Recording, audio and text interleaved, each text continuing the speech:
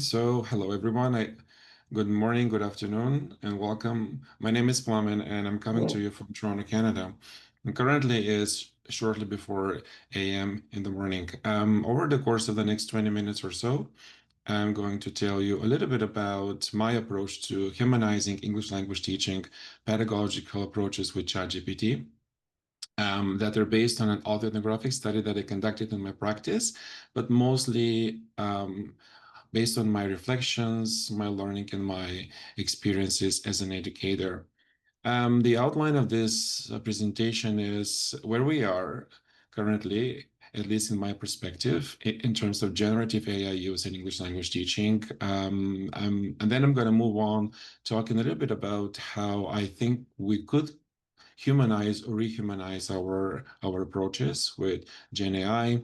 I'm going to tell you about three critical AI literacy frameworks that I drew upon in my study, and then my study context, and then I'm going to end my presentation with some strategies and implications for practice. I, I think we have some time, so if you don't mind grabbing your cell phone, you can scan this QR code and you can tell us a little bit about your professional or academic role. Or you can go to slido.com and just enter the QR code. I think it's easier if you use your cell phone. Just give you a minute to do that. I'm sure there's a variety of backgrounds here.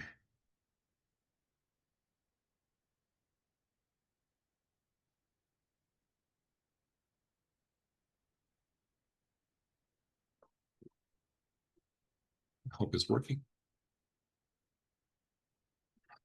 Yes, it's like it. Okay, it's an instructor.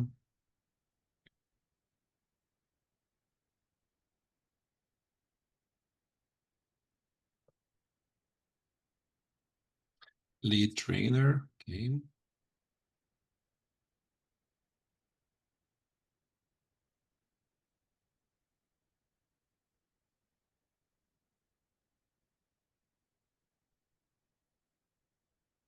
Maybe another 10 seconds or so.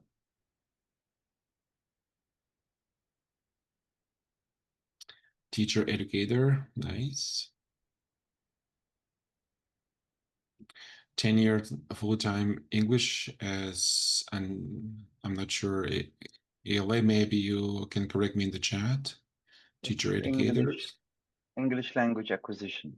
In English language Canada, they acquisition. call it, I think, ALE or, not ESL anymore. English as an additional language or English language Exactly. teacher, yes. Yeah. In Canada, we Thank no you. longer call it English as a second language, simply Yes. because English is not the second language of a lot of the learners. It's the third or fourth, yes, yes. Thanks for clarifying, Nizar, yes. So we have facilitators, English teachers, great. And of course, all of us, I figure, are excited educators, excited about learning. Okay, a little bit about me. So I teach English for academic purposes at two public colleges in Toronto.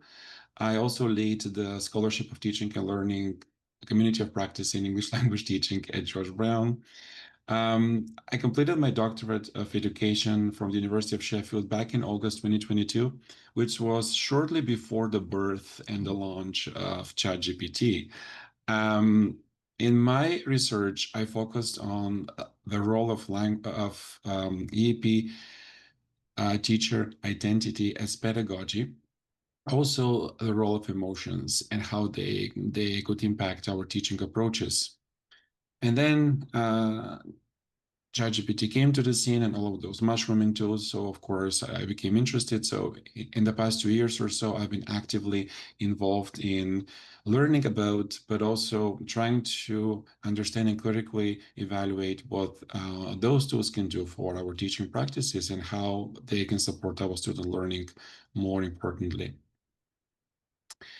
So where we are currently, well, I think we are in this push-pull moment where um, we are aware of the limitations of those bots, primarily around academic integrity, but also I think we are concerned about constructs such as critical thinking, creativity, and authenticity. Current scholarship also talks about masking students' voices and even limiting students to authentic interaction or practice. Although I have mentioned that as part of the benefits, but it could also mean that interacting with the bot is not as authentic as we would like it to be. At the same time, I think there is a clear recognition of the transformative potential of those systems to personalize learning, but also to encourage teachers to upskill and get their buy-in, get them excited, and actively think about what those tools, they're not simply tools, but let's call them tools, what those tools can do for their teaching approaches. And I think at the same point, we should be thinking about our own digital literacy skills. So as an educator who is interested in facilitating English language classes, I've been thinking about my own interaction and my own learning with ChatGPT as a way to humanize or to rehumanize my teaching approaches. This doesn't mean that I dehumanize my students or my classes. Prior to that, I think it just created a new dialogic space for me to think about and reflect on how I could adapt my teaching practices so that I can integrate the tools, and in this way, it can reflect the variety of learning attitudes, experiences, and educational backgrounds. So as you can see on your screens here, I was thinking about personalized learning, which I still think is a contested construct. There are voices in current scholarship that doesn't believe that this is an actual personalization of learning.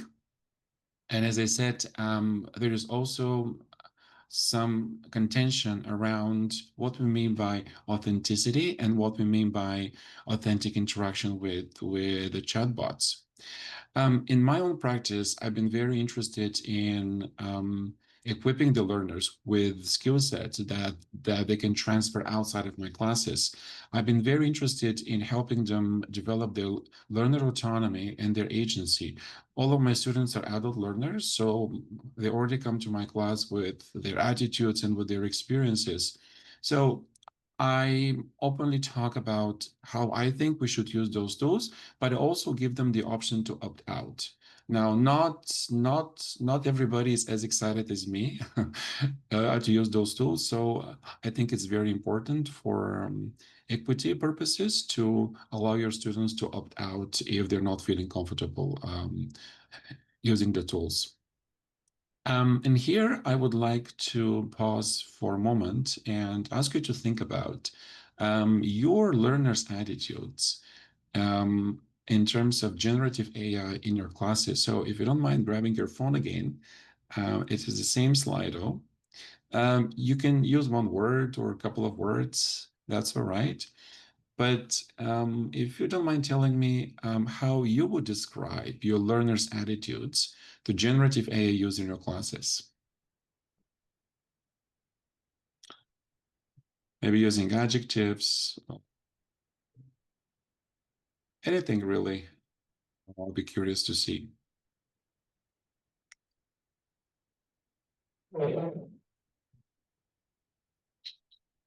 Oh, okay.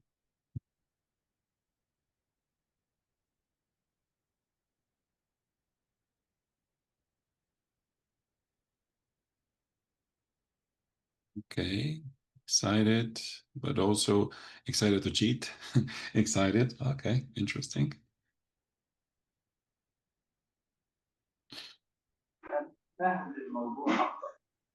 Anybody else would like to share? Or maybe share in the chat as well if you're more comfortable. They are they are at some point more tech savvy than we are, and that's why I think it's very important that we talk about this. And over the next A couple of slides, I'll be talking about our educators' AI literacy. So thanks for sharing that. Curious, yes, absolutely.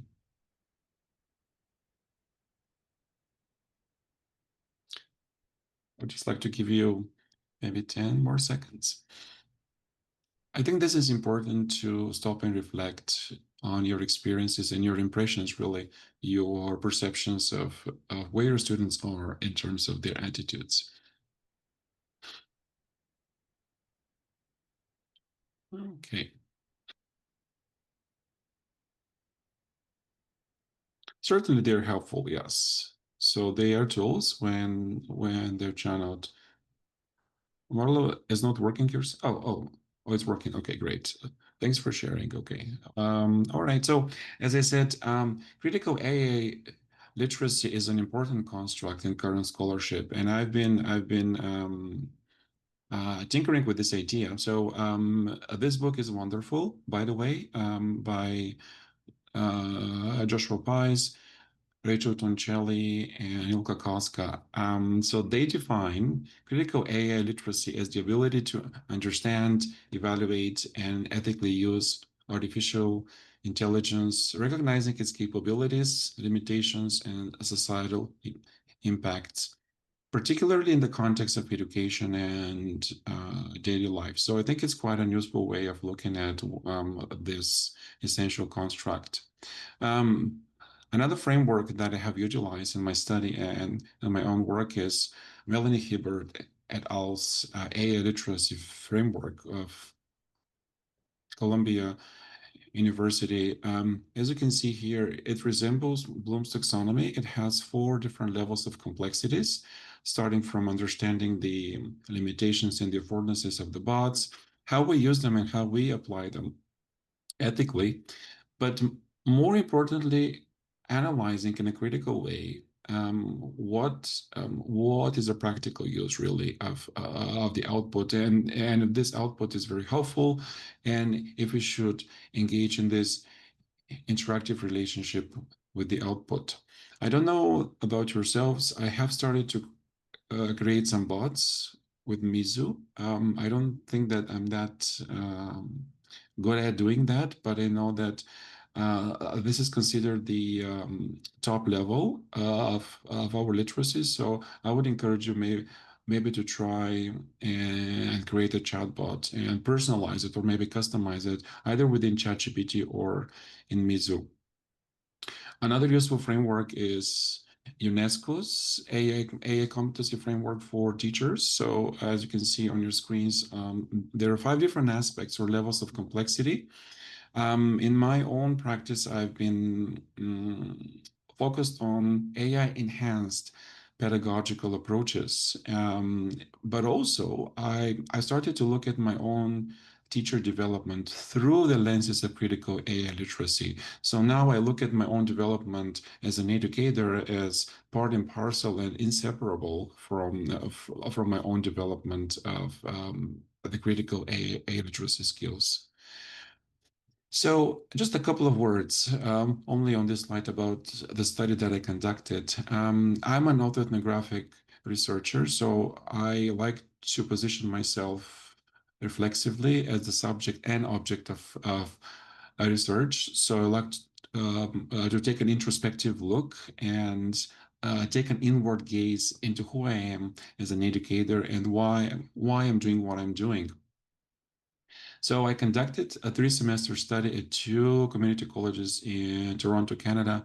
My learners, as I told you, they're very diverse, not just in their ages, their social cultural backgrounds, their educational backgrounds as well, but also in their perspectives and their attitudes to generative AI use. Now, I have to tell you that sometimes I'm surprised that I don't get the positive reactions when I encourage them to use the tool for a particular task.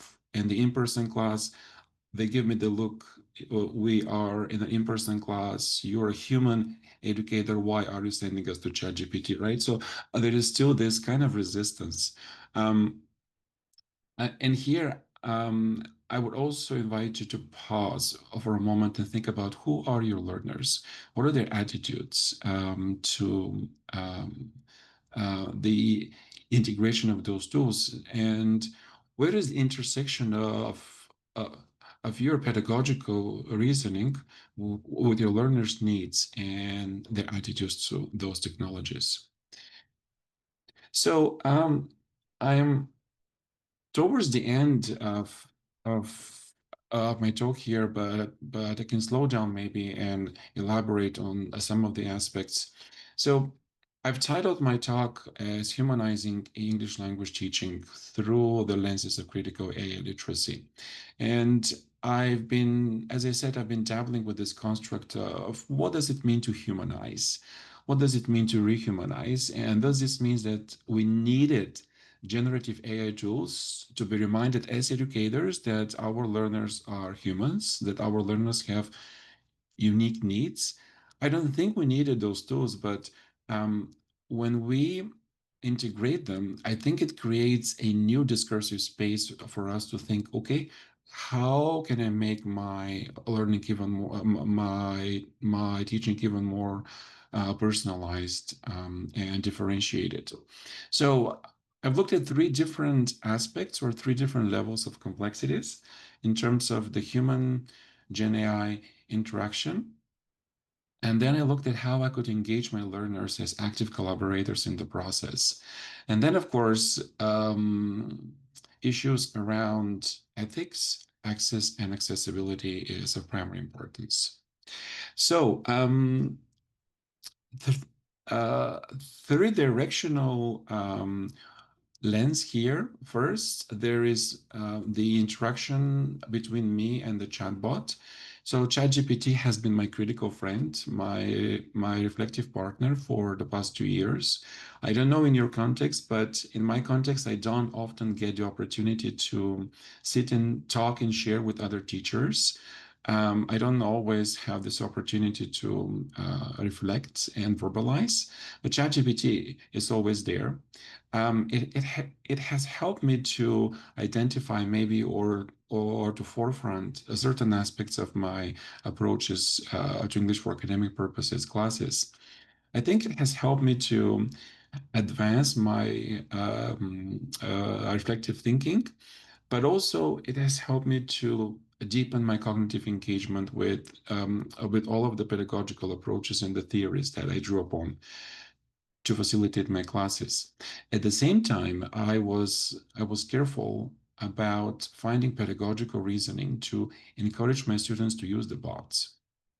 I was modeling transparent, ethical, and responsible use. Because, as I told you before, I'm very interested in helping my learners develop their own digital literacy skills and those transferable skills after we are done with the class. Because while they are still with me, I have more or less a control and supervision of what they're doing. But are we equipping them with this skill set of transferable skills after they're done with our classes? This is the question that I was thinking and reflecting on. To what extent can the supplementation of English language teaching can foster their learner autonomy? Have you provided the opportunity for your learners to opt out? Have you provided any different modes of expression? If everybody has to submit their assignment on paper or through the bot, is is this what is addressing the unique needs of every single student? And at the same time, I was revisiting my role as an educator, particularly in the virtual spaces. As is happening here, I'm like the master of this virtual space. I do all of the talking, so the students are just sometimes recipients of instructions. They don't have an active role. I I didn't really appreciate that part. So I started to revisit my position of power. As educators, we have a lot of power over what's happening in our classes. So I started to be reminded that I am not a lecturer, that I don't lecture at people, but I work with students, I work with learners. And through that, while I was developing my own critical AI literacy skills, um, I think I was developing as an educator in my perceptions as well. Now, uh, the second part was engaging the students as active collaborators in the process. And what I mean by that is at the beginning of the semester, I sent out informal surveys asking my students how, why, and for what purpose they are using the tools. In break time, in office hours, I also like to have very low stress, very informal conversations with my students, and they're very forthcoming. They're very honest when I ask them. At the same time, we worked to co-create AI guidelines, a sort of code of AI ethical use that we all agreed to adhere to in a way that AI is not banned, but we have to disclose and be honest and forthcoming for the purposes that AI was used and how, and maybe share reflection if if they thought that this was an appropriate use of the bot. At the same time, I started to look at the process of devising assignments more from the process focused perspective. So I would I would get my students buy-in, I would get their feedback, and then I would try, if possible, to hybridize some elements of my assignments as well, allowing them for different options of modes of expression. Also, very briefly, at the beginning of the semester, after learning new lexis on a particular topic, I asked them to recycle that vocabulary. You use DALI in ChatGPT and create an image of an admirable person or a role model based on what they think this person should look like. And of course, what comes back is very interesting, and it created a very healthy discussion why this person looks like that, their gender, their skin color, a lot of issues that the students didn't really appreciate. So that was very interesting. It activated their prior knowledges, but as I said, it led into very fruitful discussion about some of the biases that are embedded in the data. We're I'm also giving the prompts to my learners and asking them to prompt the bot to act as a tutor and to come back with a question one by one, asking them to practice any particular language skill or system. For example, when we talked about the difference between the purpose of a text and main idea, so I gave them the prompt. ChatGPT came back with single paragraphs, and then the students had to identify the purpose, and then ChatGPT came back with them with some feedback. Towards the end of the semester, I also spoke about prompt engineering. I think this is important, and it also came up in other presentations. I helped them refine and finesse the prompts. And in this way, we have an agreement around what an effective prompt is like. And finally, as I told you, I am also very concerned about access and accessibility. So it takes a lot of ethical considerations when you ask your students to do something, which has to be backed up by sound pedagogical practices and reasoning, but also thinking about the resource gap. Now, I was surprised, maybe I shouldn't have been, when I asked my students to download Pi. It's a very useful tool. Some students weren't able to do that. Their devices simply didn't allow them to do that. And that reminded me that what I have as an educator, access to all of the resources, even in the Canadian context, may not be the case for my learners. Even though we live in the same city, we don't have exactly the same access to the same number of resources. I'm also reminded that the fact that I assume that they like using those tools, or my assumption that they think that those tools are for cheating or are they useful, may vary across the students. I still get students who are very proficient in their use of ChatGPT, but they're kind of in hiding. They are kind of ashamed to share with the whole class that yes, I'm using it for this. There's still students who are very adamant that ChatGPT is a cheating tool. So this is very useful in having us talk about academic integrity and what it means to submit assignments in the Canadian and also in the North American higher education context. I think I should stop here. I just want to mention a couple of implications for practice. So, dear colleagues, I think that critical AI literacy is a reflexive and a critical process of teacher professional learning. I think it takes a lot of intentionality, transparency, and ethical considerations when we design solutions for our learners. They need to be backed up by sound pedagogical reasoning. I would invite you to also think about your role as an educator. Who are you in your classes? What are your teaching principles and your beliefs? And what are they informed by? Who are the who are your learners? What is their role in your classroom? What is their expectation of your learning spaces? And if your classes are fully meeting those learning needs? And this is what has been my approach to rehumanizing my English language teaching. And I think I will continue to revisit my role and to work actively to consider myself a more human focused educator. I would invite you to get in touch with me if you want with any reflection, any criticism, any feedback. I would really love that and appreciate it. So let's connect after this talk. These are some references that I used in my study and my work, and the following slide that is coming up is my contact information.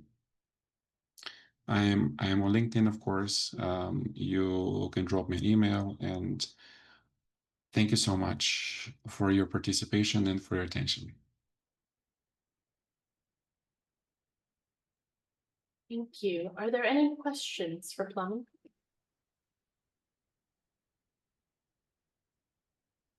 Any comments?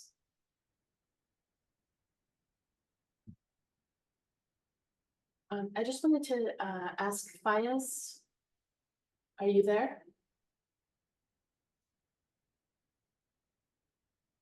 Maybe Nizar has a question. I'm not sure.